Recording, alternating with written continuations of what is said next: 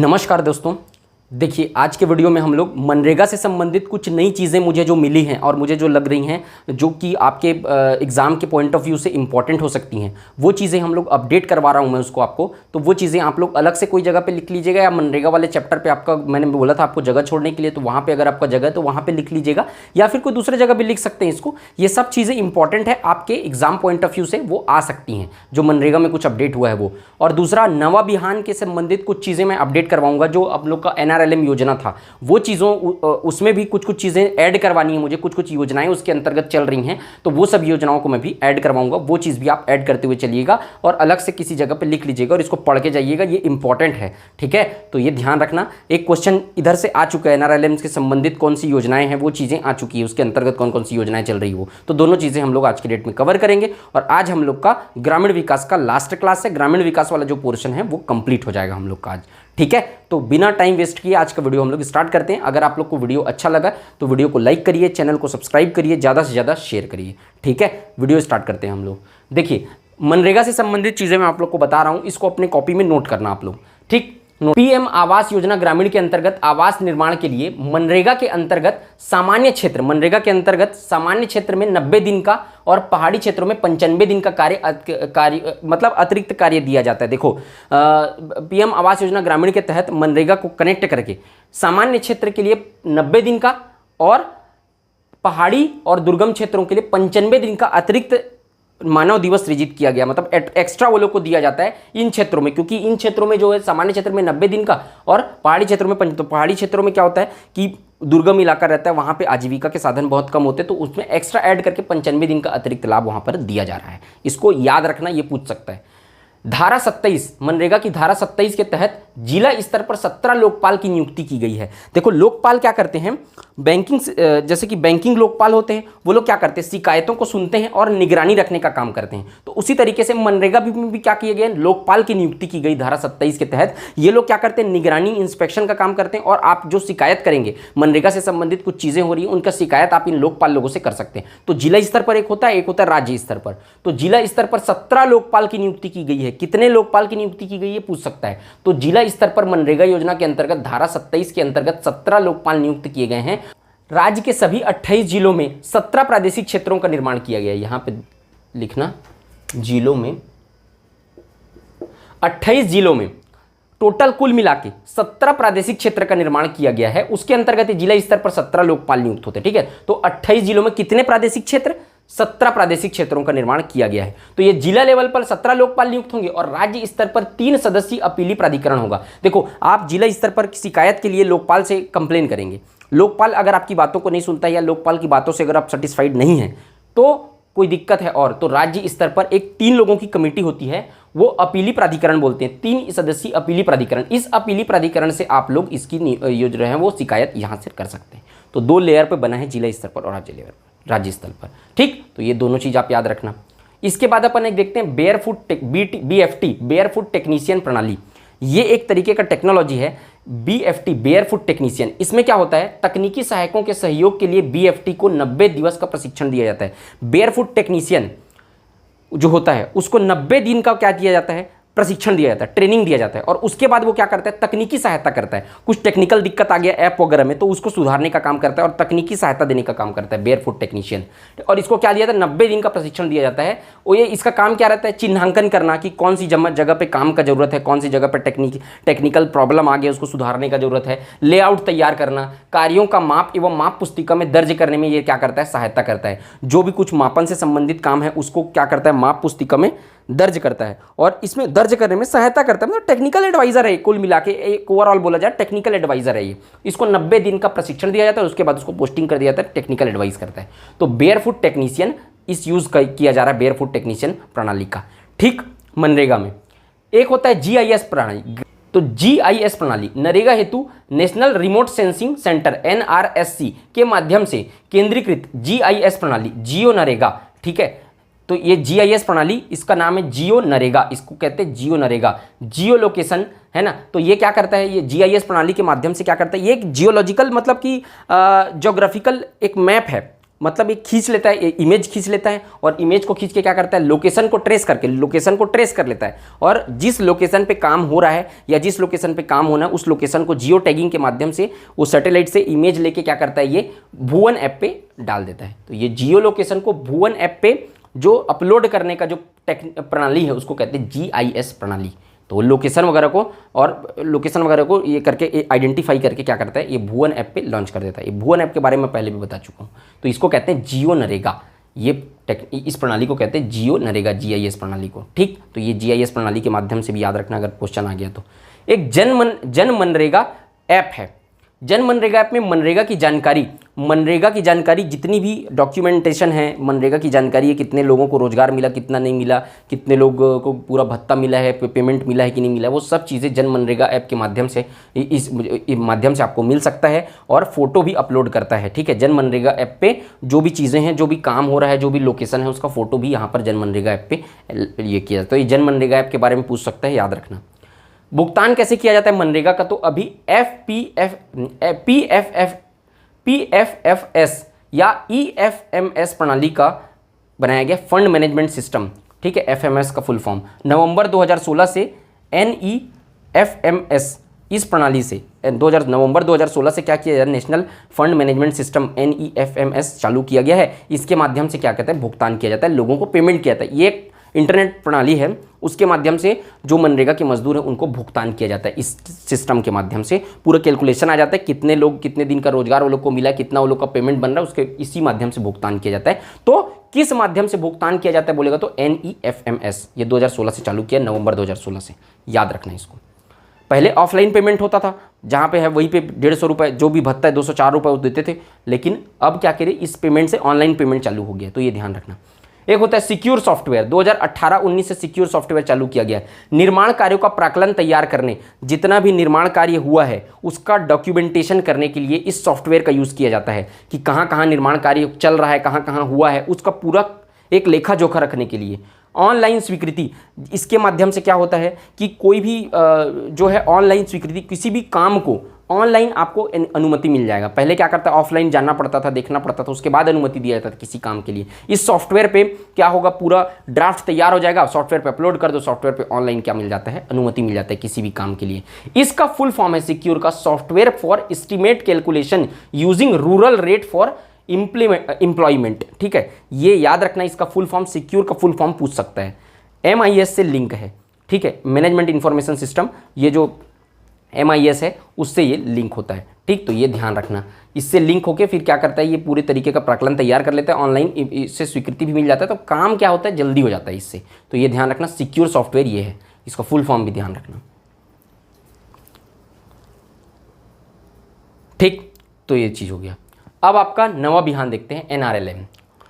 नवा बिहान में आप लोगों को कुछ चीज़ें ऐड करनी है जो मैं बता रहा हूं, जैसे कि उत्थान परियोजना, मिलाप परियोजना, सब बताऊंगा, वो सब चीज़ें आपको ऐड करनी है। अभी देखो RSET, rural self employment training institute, इसके बारे में थोड़ा जानना है हमको।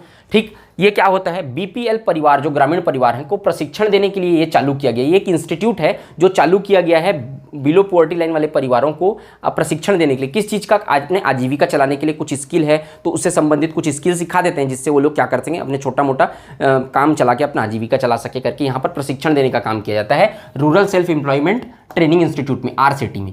भारत सरकार और लीड बैंक मतलब जो सब बैंक को कंट्रोल करता है उसको लीड बैंक बोलते हैं। तो भारत सरकार और लीड बैंक दोनों मिलकर इसके लिए क्या करते हैं, प्लानिंग कर रहे हैं, इसके लिए इस इंस्टीट्यूट को चलाने के लिए फंड प्रोवाइड कर रहे हैं। ग्रामीण प्रशिक्षण संस्थान इसको कहते हैं, इसका हिंदी में नाम है ग्रामीण प्रशिक्षण संस्थान। तो इसके लिए भारत सरकार और लीड बैंक दोनों का टाई अप है, इसके माध्यम से वो लोग फंड प्रोवाइड करा के ये लोग को इस इंस्टीट्यूट को चला रहे हैं। 18 जिलों में ये संचालित है वर्तमान में, जिसमें से 11 SBI, ये लीड बैंक जो होता है ना, वो बैंकों में कौन कौन सा जुड़ा हुआ है, तो 11 SBI जुड़ा हुआ है, 5 ठो देना बैंक जुड़े हुए हैं और 2 ठो सेंट्रल बैंक जुड़ा हुआ है, केंद्रीय बैंक। ठीक, सभी बैंकों में RSET संचालकों की स्थापना की गई है। पूरे बैंक में एक एक पोस्ट होता है जिसमें RSET संचालक होते हैं। RSET संचालक क्या करते हैं, ट्रेनिंग और प्रशिक्षण देने का काम करते हैं। ठीक, 1 करोड़ केंद्रीय सहायता, सेंट्रल गवर्नमेंट से कितना फंड मिला है, 1 करोड़ रुपए मिला है। और 17 RSET भवन का निर्माण अभी तक किया जा चुका है। इस भवन में क्या किया जाता है मैं बता दिया आपको, तो 17 ठो छत्तीसगढ़ में अभी बनाया जा चुका है।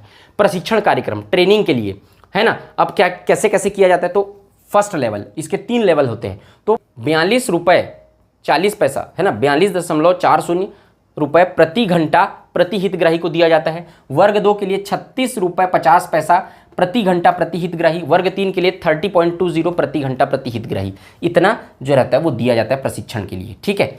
न्यूनतम अवधि 200 घंटे, 200 घंटे का प्रशिक्षण जो है वो लेना जरूरी है उसके लिए, ठीक है। और उसके बाद सितंबर 2021 तक 1,03,275 लोगों को प्रशिक्षण दिया जा चुका है। सितंबर 2021 का डाटा है ये। तो इसके माध्यम से वही आजीविका के लिए प्रशिक्षण दिया जाता है NRLM के तहत, ठीक है। RCT याद रखना। NRETP national rural economic transformation project, NRETP national rural economic transformation project, ये क्या है? NRLM के अंतर्गत गठित सामुदायिक संस्थानों को सशक्त एवं आत्मनिर्भर बनाने के उद्देश्य से भारत सरकार द्वारा वर्ल्ड बैंक पोषित NRETP को 2019-20 से चालू किया गया। देखो NRLM के अंतर्गत जो सामुदायिक संगठन है, जैसे कि स्व सहायता समूह है या कोई और सामुदायिक संगठन है, उनको क्या करना, सशक्त बनाना और अपने पैरों पर खड़ा करने के लिए, ताकि आत्मनिर्भर बन सके, अपना खुद का कुछ रोजगार चला के आजीविका चला सके। इसलिए भारत सरकार द्वारा वर्ल्ड बैंक कौन फंड प्रोवाइड करता है उसको पूछ सकते हैं, ध्यान रखना। वर्ल्ड बैंक इसके लिए फंड प्रोवाइड करता है, भारत सरकार द्वारा वर्ल्ड बैंक के तहत इसको चालू किया गया। 2019-20 से कब से चालू किया गया वो भी ध्यान रखना इस प्रोजेक्ट को। 7 जिले के 43 विकासखंड का चयन किया गया। 7 जिले और 43 विकासखंड, और 43 विकासखंडों में हर विकासखंड को क्या किया गया, मॉडल विकासखंड के रूप में, मॉडल खंड के रूप में एक बनाया गया है। और उसमें क्या किया जा रहा है, इसके तहत क्या किया जा रहा है, आत्मनिर्भर बनने के लिए कोशिश किया जा रहा है। मॉडल संकुल विकासखंड, इसमें सब विकास खंडों को मॉडल संकुल विकास खंड बनाया जा रहा है, ठीक। और उसके माध्यम से क्या किया जा रहा है, आत्मनिर्भर बनाने के लिए ट्रेनिंग दिया जा रहा है। रायपुर, ये 7 जिले कौन कौन से, रायपुर, राजनांदगांव, सरगुजा, धमतरी, कांकेर, कोंडागांव, बस्तर, ठीक है। एक एक संगठन को 2.5 लाख रुपए का इसके माध्यम से, वर्ल्ड बैंक के माध्यम से दिया जाता है एक एक संगठन को, ताकि वो लोग अपना रोजगार आजीविका चलाने के लिए कुछ कर सकें। राजनांदगांव और रायपुर में समुदाय प्रबंधित प्रशिक्षण संस्थान की स्थापना के लिए 8 लाख रुपए एक संस्थान को दिया गया। ये 2 जिले में 8 लाख रुपए एक तो संस्थान के लिए दिया गया है। प्रबंधित जो प्रशिक्षण संस्थान की स्थापना होगी, है ना, समुदाय के लिए, उसके लिए क्या दिया जा रहा है, 8 लाख रुपए एक एक संस्थान को दिया जा रहा है। बाकी ये सब जो बाकी बनेगा उन लोग को 2.5 लाख रुपए दिया जाएगा। ये 2 जिले में बस 8 लाख रुपए एक संस्थान को दिया गया है, ठीक। तो ये चीज़ें याद रखना NRETP में, ठीक। अब इसको नोट कर लीजिए आप लोग, ठीक है। मैं टेलीग्राम चैनल पे तो शेयर कर ही दूंगा। मैं 2-3 योजना इसके बारे में और बता रहा हूँ आप लोग को, NRLM से ही संबंधित है जो। देखिए NRLM के अंतर्गत कुछ और परियोजनाएं चल रही है, उसको मैं यहाँ पर डिस्कस कर रहा हूँ। आप इसको ऐड करते हुए और नोट करते हुए चलेंगे और समझते हुए चलेंगे, ठीक है। ये चीज़ ध्यान रखना। देखो उत्थान परियोजना चल रही है NRLM बिहान, नवा बिहान जिसको बोलते हैं छत्तीसगढ़ में, उसी के अंतर्गत उत्थान परियोजना में प्रदेश में निवासरत विशिष्ट पिछड़ी जनजाति, देखो विशेष पिछड़ी जनजाति प्रदेश में कितनी है, अबूझमाड़िया, बैगा, बिरहोर, कमार, कोरवा, 5 जनजाति जो राष्ट्रपति के द्वारा विशेष पिछड़ी जनजाति के रूप में चिन्हांकित की गई है, और 2 जो राज्य के द्वारा, भुंजिया और पंडो, ये 2 है वो राज्य सरकार के द्वारा चिन्हांकित की गई है। तो टोटल 7 विशेष पिछड़ी जनजाति है, ठीक।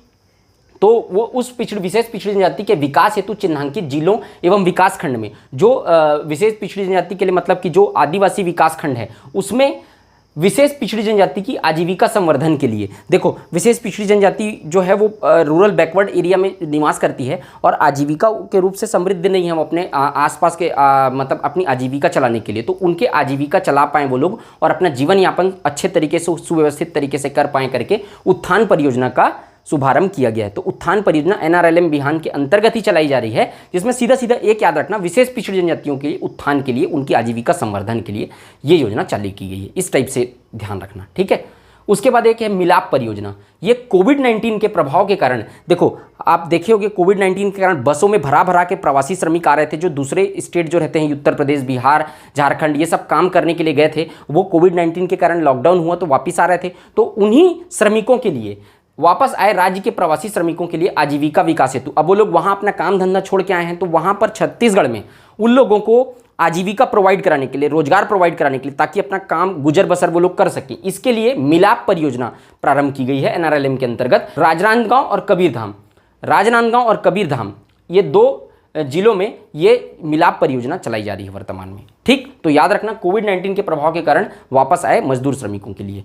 स्वाभिमान परियोजना NRLM के अंतर्गत संगठित महिला समूहों, ग्राम संगठन, जो महिला समूह रहते हैं उनको के द्वारा, स्व सहायता समूह, जो महिलाओं के स्व सहायता समूह 50% महिला स्व सहायता समूह होने चाहिए ना, तो वो लोग के द्वारा सामाजिक रूप से पिछड़ी और वंचित और गरीब परिवारों की प्रजनन उम्र समूह की महिलाओं का पोषण स्तर बेहतर करने के लिए। देखो कुपोषित बच्चे क्यों होते हैं, क्योंकि जो माएँ होती हैं, जो गर्भवती महिलाएं होती हैं, उनको पोषण आहार सही तरीके से मिल नहीं पाता, गरीब होती हैं, उतना पोषण आहार मिल नहीं पाता है, दूध है और भी प्रोटीन युक्त जो आहार है वो मिल नहीं पाता, तो उन लोग को पोषण युक्त आहार प्रोवाइड कराने के लिए स्व सहायता समूह के लोग जो है पिछड़ी, वंचित और गरीब परिवारों के प्रजनन उम्र समूह महिलाओं को पोषण स्तर प्रोवाइड कराने के लिए, ताकि कुपोषण का स्तर कम हो सके, स्वाभिमान परियोजना चलाई जा रही है। विकासखंड बस्तर में पायलट प्रोजेक्ट के रूप में ये शुरू किया गया था, लेकिन इसी का विस्तार करके, मतलब इस योजना को एक्सटेंड करके समृद्ध बिहान के नाम से चालू किया गया। याद रखना, समृद्ध बिहान ये स्वाभिमान परियोजना का ही एक्सटेंडेड वर्जन है। ये शुरू में शुरू किया गया था, बस्तर में पायलट प्रोजेक्ट के रूप में चालू किया गया था,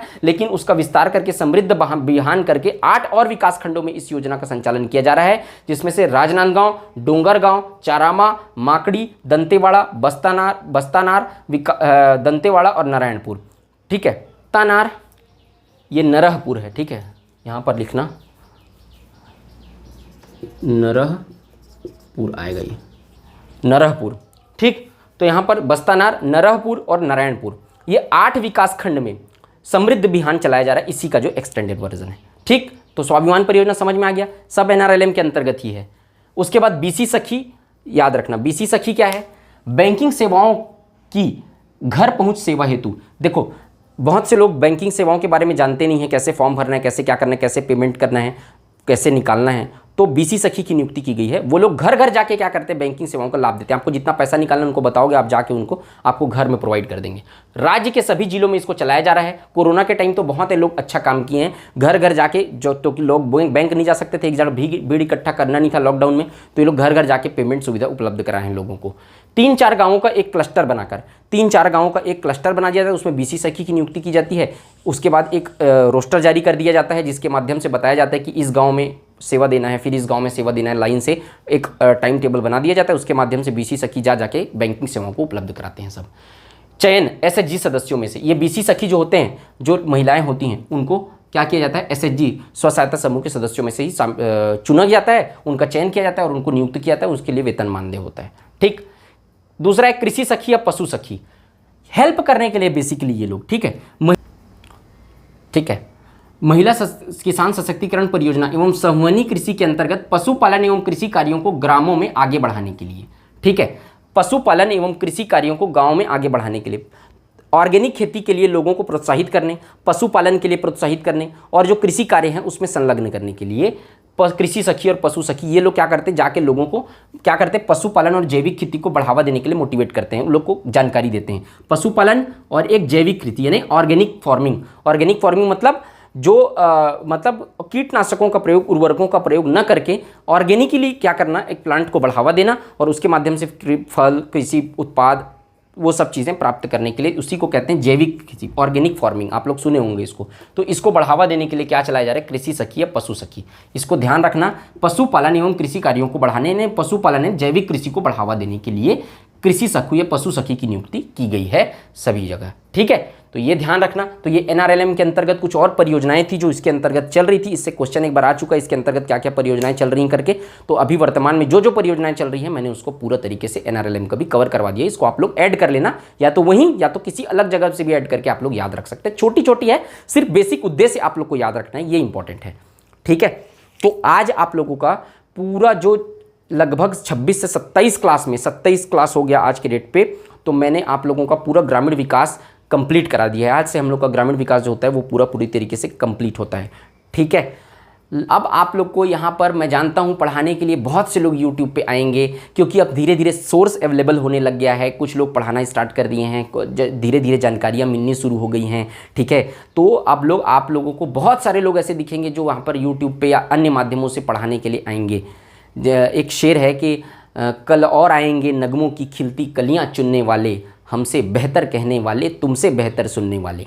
तो आप लोग जब भी उस चीज़ को जज करिएगा कि हो सकता है वो लोग थोड़ा ज़्यादा भी पढ़ाएं, क्योंकि सोर्स अब अवेलेबल हो गया है, तो जब भी जज करिएगा आप टाइम के हिसाब से जज करिए। मैं पहले भी इस चीज़ को आपको बोला था कि जिस दिन जिस सिस्टमेटिक वे में मैंने ये चीज़ों को प्रोवाइड कराया था, जब मैं 19 अप्रैल को ये स्टार्ट किया था, उस टाइम पे यूट्यूब पे कोई भी फ्री क्लासेस अवेलेबल नहीं थी, और लगातार मैंने सिस्टमेटिक रूप से अपना 100% देके 6-6 कुछ टॉपिक्स तो ऐसे टाइम लगे हैं कि 6-6 7-7 घंटा दिन भर उसको प्रिपेयर करके एक क्लास प्रिपेयर होता था 25 मिनट का आप लोगों का। तो बहुत मेहनत करके और बहुत सभी जगह से मुझे जहाँ से भी हो पाया पाया, मेरा जितना एफर्ट लगा सकता था मैं पूरी तरीके से एफर्ट लगा के आप लोगों के लिए डाटा कलेक्ट करके मैं आप लोगों को सिस्टमेटिक फॉर्म में वो चीज़ें प्रोवाइड कराया हूँ। तो जब भी आप लोग जज करिएगा टाइम के हिसाब से, कुछ फैसले वक्त के हिसाब से भी लिए जाने चाहिए, ठीक है। तो ये देखिएगा कि उस टाइम पे आपको कौन प्रोवाइड करा रहा था। बाद में तो आज से एक महीना पहले एक टॉपिक को 10-10 पेज पढ़ा दूंगा आपको मैं, लेकिन उस टाइम पे आपको जल्दी और बहुत सिस्टमेटिक फॉर्म में मैं अवेलेबल करवाया हूं, जिससे जितना मुझे बन पाया है उतना, ठीक है। अगर आप लोग को किसी और जगह से कुछ जानकारी कुछ ऐड होती है तो आप लोग ऐड कर लीजिएगा, या फिर मैं खुद अगर कहीं होगा तो टेलीग्राम चैनल से कुछ चीज़ें ऐड करवानी होंगी तो मैं आपको ऐड करवा दूंगा, ठीक। और प्रॉपर नोट्स बना के आप लोग पढ़िए। 19 अप्रैल से लेके अभी तक के 26-27 क्लास में आप सबका ढेर सारा सपोर्ट और हमारे चैनल के लिए बहुत सारा प्यार आप सभी को मिला। उन सब के लिए आप सभी को दिल से थैंक यू बोलता हूं मैं। लगभग 700 सब्सक्राइबर्स थे, मैंने टेलीग्राम चैनल पे भी बताया था 19 अप्रैल को। आज हमारे 4100 से ज़्यादा सब्सक्राइबर्स हैं, 1 लाख से ज़्यादा व्यूज़ हो चुके हैं, 10,000 घंटे से ज़्यादा वॉच आवर्स हैं हमारे चैनल पे। तो वो सब चीज़ें आप सभी के प्यार और सपोर्ट का नतीजा है, जो आप सब ने मुझे सपोर्ट किया है, इसीलिए मुझे इतना मोटिवेशन मिल पाया। कई दिन ऐसा होता था कि एक क्लास का जो कंटेंट है वो ही तैयार नहीं हो पाता था, लेकिन फिर भी उसको एफर्ट डाल के आप लोग ने जितना कमेंट के माध्यम से बहुत अच्छे कमेंट किए और बहुत ज़्यादा आप लोगों ने मोटिवेट किया, और उस मोटिवेशन के कारण ही मैं पूरी क्लासेस जो है लगातार एक भी दिन बिना गैप किए, आप लोग ये देखे होंगे एक भी दिन मिस नहीं हुआ है क्लास, ठीक है, वो मैं कंटेंट ला पाया। उसके लिए पूरी रिस्पॉन्सिबिलिटी पूरी आप लोगों की है। आप लोग अगर सपोर्ट नहीं करते इतना, तो इतना कंटेंट अवेलेबल कराना पाना भी थोड़ा सा मुश्किल हो जाता। तो आप सबके इतने सपोर्ट के लिए फिर से एक बार थैंक यू सो मच आप सभी को। तो आज के वीडियो में सिर्फ इतना ही, मिलते हैं नेक्स्ट वीडियो में। जय हिंद, वंदे मातरम।